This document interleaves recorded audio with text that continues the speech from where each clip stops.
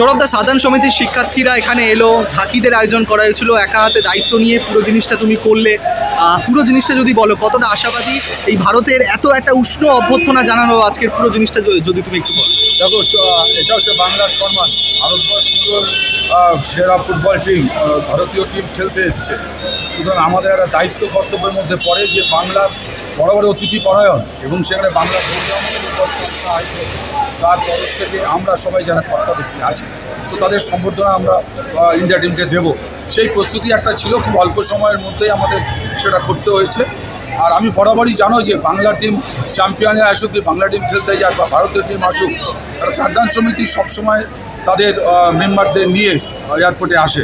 তো এইবারও আসলাম 6 তারিখ ভারতীয় দলের খেলা এবং সুনীল ছেত্রীর লাস্ট ম্যাচ, সেই ক্ষেত্রে ইন্ডিয়া টিমকে সেই অভ্যর্থনা জানাতে আমরা সবাই এসেছিলাম। সাধারণ সমিতি সবাই ডাকে নিয়ে এসেছিলাম। বলতে পারো সাধারণ সমিতির সত্তায় একটা যেমন আছে, তার ভাইস প্রেসিডেন্ট হিসাবে একটা আমার দায়িত্ব বর্তা।